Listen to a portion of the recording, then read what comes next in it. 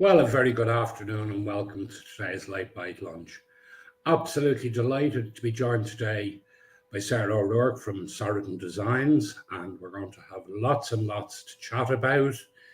And we will, of course, update anyone if there's any further developments in the Australia-Ireland football match.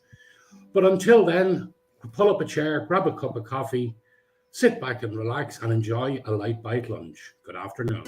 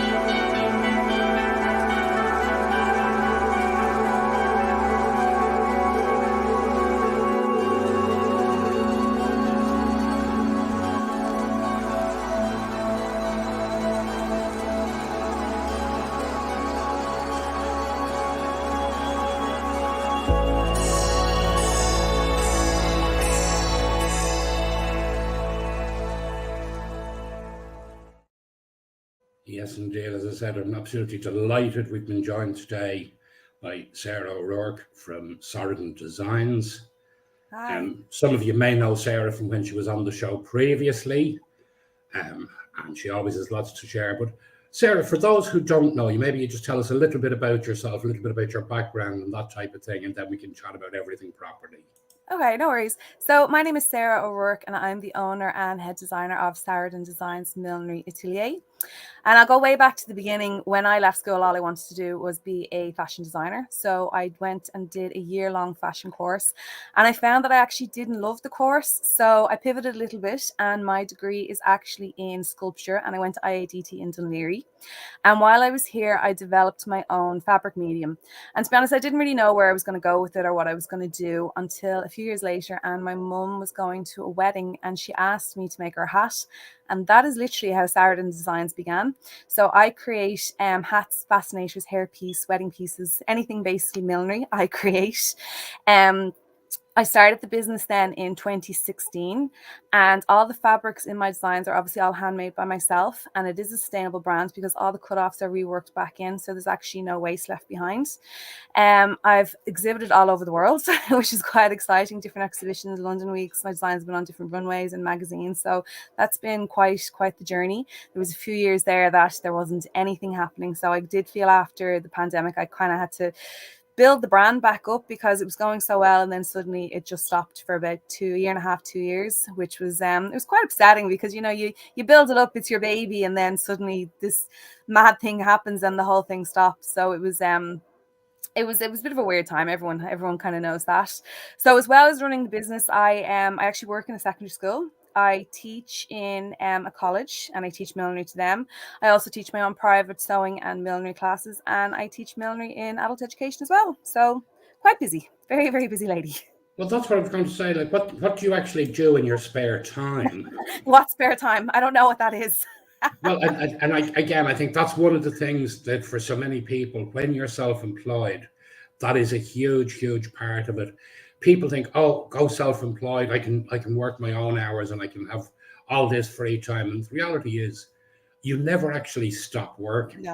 No. I actually saw this very funny meme yesterday where it said I didn't want to work a 40-hour week, so instead I became self-employed and worked an 80-hour week, which is so true because you never stop. You never do. But I mean, it's not a chore to me. I love what I do. I love creating. I love everything about it. And now obviously there is a lot of stress that comes with it. But when I'm creating, I absolutely love it. So it's not so much a chore. And I'm just always on the go. And I quite like, because not every day is the same. Like some days I'm working on wedding pieces. Some days I'm working on pieces for stockists, for the races. So it can be very, very different.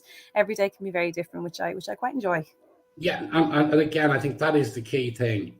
Even when you love what you do, it can become very monotonous if it's the same thing day in, day out. So taking that creative side and driving it forward can be such a big factor and can be so exciting. It can be, yeah, definitely. Now, as you mentioned there, millinery wasn't your original plan. No. The original thing, you were looking at fashion, you were, and then you went on to do sculpture, which, let's be honest, both actually tie in very, very well with what you actually do. Yeah, yeah. So, I mean, look, I was only 17 at the time when I left school. Who really knows what they want to do when they're 17, you know? And then I always think what's meant to be won't pass you by. So, obviously, I had to go down this journey of discovering actually I didn't really like the whole kind of structure to the fashion course. And then I did like the sculpture course, and then I learned new skills there. And then I combined basically the two skills together to become a milliner. And it was quite by accident. You know, I never knew anything really about hats, about hair pieces. I'd never made anything like that before. I'd always made clothes when I was younger. Like I'd make my own clothes. My mum used to make our clothes, you know, so I didn't lick it off a stone, as they say. Yeah. So it did all intertwine together. And, you know, it just evolved into Saraden Designs, basically, which it was a happy accident at the end of the day. But I'm really happy that happened. Yeah, absolutely, absolutely. And like, did you have a huge amount of fear in making the change when you first went and decided, you know what, this is what I want to do now? Mm-hmm. Did you look back? I've put all this effort into fashion. I've put all this effort into sculpture, and now I'm going to head off in a totally different direction, because I'm sure at that stage you didn't realize what a key part those courses would play in where the business would go. No, I didn't at all. I mean, there's a fear in doing anything, to be honest. I mean, it's not the easiest path to go down being self-employed, no matter what road you go down.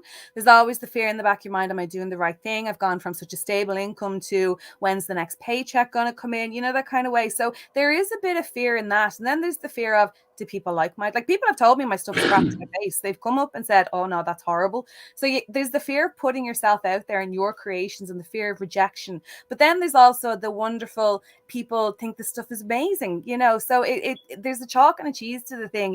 You can get such good reactions, such bad reactions. But no matter what way you go, putting yourself out there is scary. It's 100% scary, but I'd rather try and do it and, let's say, fail than wonder. But then if you succeed, I mean, it's amazing. The feedback's amazing once you succeed.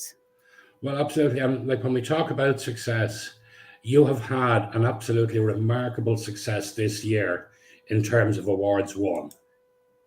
In June, 3 weeks in June, I won an award every week, basically, which was amazing, absolutely amazing. There was the Mead Style Awards, and there was 2,500 businesses entered the Mead Style Awards, and in each category there was only 3 finalists. So that in itself was amazing. I just, you know, out of all the businesses in Meath. So I was in the best in fashion retail. I was the runner up there, which was amazing. And then then I was in the high style Villa Maria Women of Vision Awards, which was the first one to ever be run. And I won the Creative Sustainability Champion. And then there was the Network Ireland Mead Awards, and I won Solo Businesswoman of the Year 2023. And now I go up against the rest of the counties in September in the category Solo Businesswoman as well. So I have to be re-interviewed by a new set of judges, and then we'll go down to Kildare and have an award ceremony.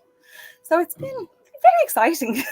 And of course, then in October, you have the Micro Business Awards. I have the Micro Business Awards. There's 4 categories there as well, which is just, you know, phenomenal that I'm a finalist in. I remember you saying to me, just enter everything that fits your business and see where it'll go. Enter it and see. And then now I'm a finalist in the Event Expert, the Artists and Artisans, the Planet Green Green Champion, and the Reinvention with Attitude. So that in itself is, you know, even if you don't walk away with anything, the fact that you've been a finalist is just a phenomenal feeling. Well, absolutely. And I mean, this year, as you know, we went to a much bigger panel of judges. And like that, with quite a number of entries, it was very much chalk and cheese was the response we got. Yeah. And I can actually let you know, you're actually the first business ever to be a finalist in 4 categories. Oh, wow. Oh, that's amazing. Oh, that's pretty. Do you know, it was funny. I was actually in school when you were announcing the finalists, and the bell went for lunch, and I'd have the phone up to my ear trying to listen. And like, I'd be quite friendly with some of the students, and they're like, "Miss, what are you doing?" And I was trying to explain, because some of them know that I own a business, and I was trying to explain to them, and I was like, "Shush, I just need to listen and find out what's happening." So it was quite nice. And then I had, like, they were there supporting me, so it was nice to have the two worlds kind of come together as well. Well, So that's very exciting. it's funny that you mentioned support, because Monique has just asked a question. Do you have co-workers? And if not, do you experience loneliness as an entrepreneur? I don't have co-works as such, but my family does very much get involved with the business. I was doing a trade show there in January, and it was very, very stressful, and it was down to the wire, and things weren't finished. And my poor dad was even sitting there cutting threads off designs for me. So my family are very supportive in that respect. As far as loneliness is not, yeah, it can get quite lonely. I end up talking to the cat sometimes. It can get quite lonely just working with yourself all the time. It's summertime obviously now, so I'm not teaching in school or anything like that at the minute. So I have a lot of time to myself, but I enjoy it as well. I'd have maybe the radio going, or like a TV show in the background or something. So there's something there to kind of keep you going. But yeah, it can be a little bit lonely, but you just kind of get on with it. You just have to get on with it. It's important though to take breaks, and you can meet your friends, have chats to people. That's also, I find, very important. But also, a lot of people don't all the time understand when you're an entrepreneur. They think, oh, you work for yourself, you can just take lunch now today, and you can just meet me here and there. And they don't get that. No, I have a schedule, and I actually have a workload that I have to get through. Yes. A lot of people don't quite understand that. Or sometimes, like, obviously I'm juggling the working in the school and then doing the business as well, and people are like, well, what do you mean you can't do this after school? I'm like, well, I have to now go home and run my business. Go home and do a day's work. Yeah, exactly. So it doesn't just finish, like school finishes at 3:30. It doesn't finish for me, so but I said I can't complain though. I love both worlds. I really do love both worlds. Absolutely. And I think it's great to have that balance. Yeah. Of the teaching side, where you've got huge amounts of interaction, and it gives you a great opportunity as well to see the talent coming through. And you never know, they may even give you a couple of ideas that you can use. Exactly, for the next generation. There's actually, I used to work for a fashion design company that taught children how to sew, and one of the girls, she's won different fashion competitions, and she's in third year now, but she's going into TY, and she's won her own fashion competitions now, which I think is fantastic. And me and her mum are still in contact, me and her are still in contact, and I think she's a budding fashion designer. I think it's fantastic, inspiring the next generation, as they say. And then even my own kids in the school, like they suddenly, when they realize, oh, you own a business, then they kind of become interested. Even the lads become interested, and then they're like, well, what is it? And explain, and then they're like, oh, okay, yeah, that's actually decent. It's actually decent, is what they say. But they do take an interest, some of them, and then it's great to see the artistic ones take an interest, like the ones that are fantastic at art. And some of them ask me advice about going to college, because obviously I've gone to art college. It's a little bit different now, the whole process, but because I work with the fashion students in a college as well, I kind of have that experience of getting their portfolios ready and that kind of thing. So I can give them a little bit of my knowledge. Now, I'm no expert, but I can give them a little bit of my kind of knowledge and what I know, which is, it's always nice to have somebody to talk to instead of going in blind to it. Yes, no, absolutely agree with you. Absolutely. Before we carry on chatting, it is just time to make mention about this.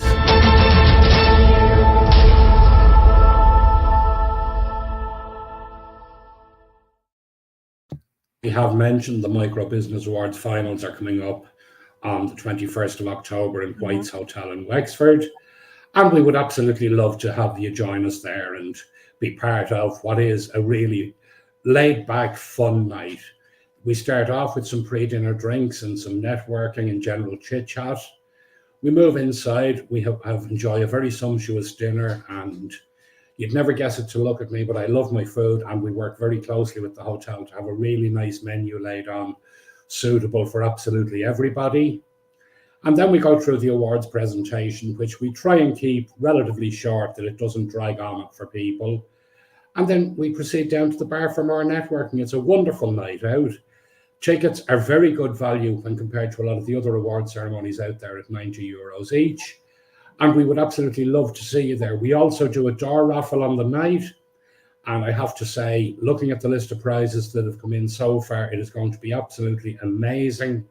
And there's going to be a lot of very jealous people there if they don't get all of the prizes that are on offer. But we certainly hope we will see plenty of you there. And I know Sarah is going to be there as well. And I'm sure, Sarah, if people were looking for that very special headpiece or whatnot, they'd need to be booking with you now because of the workload you have on. Would do, yes. Yeah, absolutely. So, as I said, hopefully you will be able to come along and join us. 21st of October, White's Hotel. If you'd like to book tickets, just email microbusinessawards@gmail.com with the subject tickets. Let us know how many you would like, and we'll take care of everything from there, getting your invoice and payment details out to you and all of that.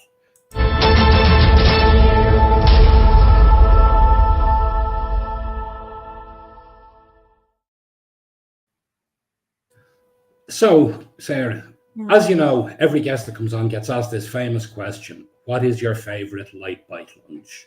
I think I said this. Oh, sorry, go on. Well, so for you, who lives an extremely hectic lifestyle between teaching, between running home for to do your day's work after you finish your day job type thing, what for you would be your go-to at the moment? I think I said this the last time actually as well. I'm obsessed with a Caesar salad. I love a Caesar salad. That's my favorite meal. And then I've got a new thing of where I put cashew nuts or walnuts on top of it as well. So really nice. Yeah. It's light. It's nice. It fills you as well. But yeah, that's my favorite. Yeah, absolutely perfect. And again, it's one of those things that it never lets you down. And by right, everywhere you go, it should more or less, you know exactly what you're getting in it. That's it. Although I was away there recently and I asked for one and there was sweet corn in it. And I was like, why is there sweet corn in my Caesar salad? Oh, that was a weird one. Yeah, that's a little bit unusual. No, it wasn't awful or anything, but it was just that was just a weird one now to add into it, to be honest. Absolutely. So, one of the things I wanted to talk about, and I know it's something that's a particular pet peeve of yours, while equally is something that's very important to put the reminder out there. Irish products versus made in Ireland. Yes. So an awful lot of people label their designs Irish made or made in Ireland.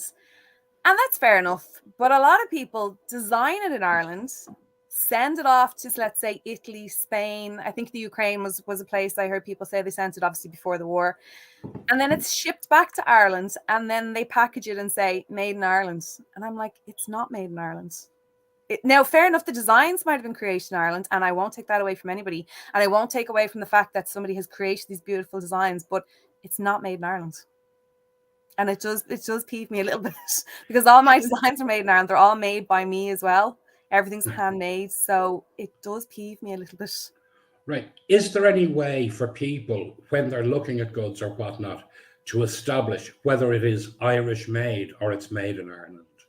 You see, I think people are very clever with the way that they market their pieces as well. The wording is what you need to look at. So I think that maybe it needs to change, that the wording needs to be very specific, like designed in Ireland. Yes. But don't say not made in Ireland, but just like designed in Ireland. And that's perfect. There's nothing wrong with that. But it does peeve me when now I totally understand why people send the stuff away to be produced because it's so expensive here. It's so expensive to produce things here. So I understand sending it to Italy or wherever to get it produced, but it's not made in Ireland. Yeah, no, totally understand that. And again, I mean, I remember a butcher working for a particular supermarket who explained to me that all their chickens actually came in from China. Oh, wow. Right? And they came in the caseload and they were bagged in store, right? And it actually reads on it, packaged in Ireland. So you'd automatically presume that this is an Irish chicken you're getting. Yeah. When it was actually a water-filled Chinese chicken they were using. And so I 100% get what you're talking about and about how the misconception about what the packaging says. Mm-hmm. And again, I think it comes back to the same thing. Clearer labeling is required, right? And it's something that maybe we need to put some pressure on government ministers. I mean, I'm actually hoping to have the Minister for Small Business in the coming months. We're just trying to tie down dates at the moment. He's going to be coming on the show. And I think that's something that we'll certainly have to raise when we're getting this clarity for businesses so that people are clear exactly what they're signing up to and who they're doing business with, because it's very, very important, in particular for very small producers, because then you people saying, oh, well, why is it so expensive? Right? Yeah. Because we're not using child labor, and we're not using second grade or offcuts or that type of thing. And that being said, you are the absolute master when it comes to having zero waste and making pieces work. And that wasn't even a thing that I set out to do. It was just because I could reuse the cutoffs, and I did reuse the cutoffs. And then, like, sustainability then started became a thing, and people were striving to be sustainable. And I was like, oh, I didn't, not that I didn't have to necessarily try, but I was already doing it without realizing I was doing it. And then an awful lot of I get stuff from an awful lot of charity shops, like necklaces, break them up, there's beads, use them in designs, things like that. It's just reusing and in a different way, and Yeah. just trying your best to do whatever you can to be sustainable. I understand that you can't be sustainable 100%. I get that. It's not possible in today's world. Even like if you're delivering stuff and you're using couriers, that's not sustainable because it's to do with the environment and petrol, and you could go down that rabbit hole. So I totally understand if some businesses can't get there, but if people are trying to make ways to do it and to make baby steps, I think that's the way to do it. Yeah, absolutely. So tell me, for you, how do you get that work-life balance to work? Well, I actually recently ended up in hospital because I didn't. I really didn't. And I made myself a little bit sick. I'm okay now though. Well, getting there anyways. And I've had to cut back on a few little things because I just took on a lot of things outside of my business, and I had to say, no, I can't do this anymore. Because I was always, even when you were growing up, you were always taught, say yes to everything. Don't say no, say yes, So I've had to assess everything over the past 2 weeks and make some little changes.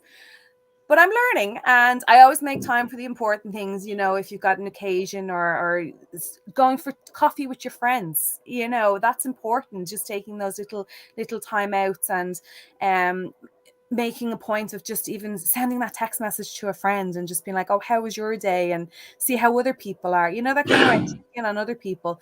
But I've cut back a little bit now, as I've said, and I took a little break and went on holiday, so I had to force myself to stop. That was one way to stop and relax and chill out. Okay, well now, and I'm going to pick you up on this. While you were on holidays, how often were you checking emails, checking text messages? My sister gave out to me. She actually gave out to me. The first few days, she said I was really twitchy. I couldn't just sit there and do nothing. And I did have people inquiring about designs, and I did get back to them. But I explained I was on holidays as well. I said, look, I'm on holidays. I will come back to you on the date that I came home. And they were very understanding. Like everyone goes on holidays. But yeah, I did check. I will admit I did. Yeah, brought my iPad checking. So I wasn't fully switched off, but yeah, no, but that is, and again, I think that's a very important factor that for self-employed people. I mean, I'd be the first one to say, I don't switch off. Yeah. Right. I mean, for example, at the end of August, we are going down to Galway to see a hotel as a possible venue for the awards next year. I'm actually going to be bringing the entire studio with me because the day after I see the hotel, I actually have the general manager from the hotel coming on the Lite Bite Lunch. So it's not a getaway. So I'm going to have to find somewhere in the hotel to actually set up the studio, and make sure that the Wi-Fi is working fast enough, etc. So in that sense, like, I won't switch off. I don't think you do though, as a self-employed person. No. As much as you say, yeah, I do. You don't want to lose custom either. But people are very understanding. I find 99% of the time when you say, look, I'm on annual leave, but I will be back on blah, blah, blah date. And I'll, once you get back to them, I think people are very understanding that you need a break. You do need a break. Well, I mean, what myself and Cheryl actually have decided this year, we are going away for Christmas. Oh, fabulous. Right now, we are closed for a number of weeks over Christmas anyway, because nobody wants to talk to accountants Christmas week or the week after. So Um, we always are closed for that period, and we do a lot of stuff in the office behind the scenes. But this year we've actually arranged to go away over Christmas, just to get away like that. Yeah. But I mean, we're now discussing, well, hang on a minute, which businesses will be open? Who's going to need pay slips done? How many, like, what machines do we have to bring with us? Yeah. Right. There's just so many dumb bits. Yeah. So there will still be little bits that have to be done to comply with everything. So I absolutely get that. And it is, I think it's important. So we have agreed that for 3 days of the week we're away, and Christmas Day being one of the 3 days, that the computer will be packed away and will not come out. And you're right. You have to do it, especially Right. Christmas Day. You know, you want to spend that with your family, and you don't want to work. You don't Well, want actually, and again, obviously, I'm not going to name names, but Christmas Day last year, I actually had 2 messages from clients asking me, could I check something on their accounts for them? Oh. So, okay. yeah, no, but again, that's just life. That's the business we're in, and we will try and help people whenever we can.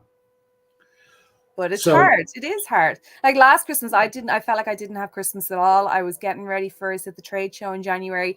And to be honest, I timed it wrong. I timed it completely wrong for prepping. So if I'm going to do it again this year, it'll be starting in September. You know, so you have to think that far ahead. But the whole thing is a learning curve. You know, everything is such a learning curve, and the more you do something, the more you learn. And even when I do the likes of the trade shows, the other traders there, they're lovely, and they give you bits of advice, and you give them bits of advice, or they'll be like, get that person, you need to get into their shop, or talk to this person, and vice versa. And you know, it's lovely to be able to support other businesses. And I'm still in contact with some of those businesses, and it's fantastic. And I've met them at different events, and it's just brilliant to have that support. And some people, I was doing a course and I'd never met this woman before, and we've met at events since, and we were always sending voice notes back and forth. And it's just fantastic to have that friendship through, first we'd never met in person, to then meeting in person. And she gets it as well. She's a business owner. She gets it. Yes, absolutely. I mean, goes with it. I think that is a key part of it. It is surrounding yourself with those like-minded individuals. They don't have to be in the same industry as you. No. And even if they are, in essence, they don't have to be competition. They can be friends. You don't have to pit yourselves against each other. You know. No, absolutely. And I think quite often it's people forgetting. They think, oh, they're doing the same thing I am. Right? I'm in competition with them now. I have to be better than they are. When in reality, by coming together, you can actually develop so much more and get so much more out of it. That's it. Collaboratively. Or they can recommend you to somebody, and then you can be in a fashion show with them. You know, you just don't know what way it's going to go. Absolutely. And unless somebody's extremely rude to me, I just take everybody at face value, you know, that way. Yes. And I'm like, great, you know, and it's, you know, there are obviously going to be clashes of personalities with people, but I haven't experienced that so far, which is fantastic. Everyone just wants to be supportive. Yeah. So tell me, what's next for you? Because I'm conscious of the time now that we haven't long left. So what have you got coming up? You don't have any movies or anything like that coming up? No, nothing at the minute. I'm actually in the middle of getting new stock ready I'm stocked in Kildare Village, so I'm getting new stock ready to get down to them. So whole new lines going down there. And I have 2 other awards. I have the Let's Talk Wedding and the Outstanding Achievement Awards as well in September. September's going to be a very busy month for me now with that kind of thing again. And then it's just generally day-to-day the business. I'm actually starting a renting service with my hats as well. Trying to be more sustainable with that as well. So I'm trying to get that up off the ground as well. So lots of exciting things happening. Yeah, well, I see Cheryl has put up your website there straight across the bottom of the screen. And so if anyone's looking to get in touch with you or thinks there might be something you could do for them. Yeah, or they can find me, as I said, in Kildare Village in Curated, and in Marion Cuddy in Powers Court Townhouse in Dublin as well. They can find me stock there. And you split yourself in 2 to be in the 2 places, yeah? Well, it's not me. I don't work in the shops as such. I just deliver, and then they do their magic for me. Yeah, absolutely. Well, Sarah, it's been absolutely great having you on, and we will, of course, see you in October at the awards. Brilliant. I think there'll be something else coming in there. And Monique has just said there that a rental service would be an absolutely brilliant idea. Thank you.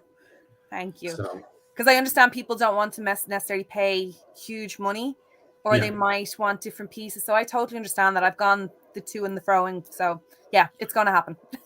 Absolutely brilliant. Well, thank you very much for joining us. Time has caught up on us, and we will see you in October, of course, for the awards, and we will have a lovely, relaxing evening. And until then, have a great day. And to everyone else, good afternoon. And we'll be back in 2 weeks' time when we will be joined by Sharon from Wacky Snacks. So that'll be another interesting show. Until then, good afternoon. Bye.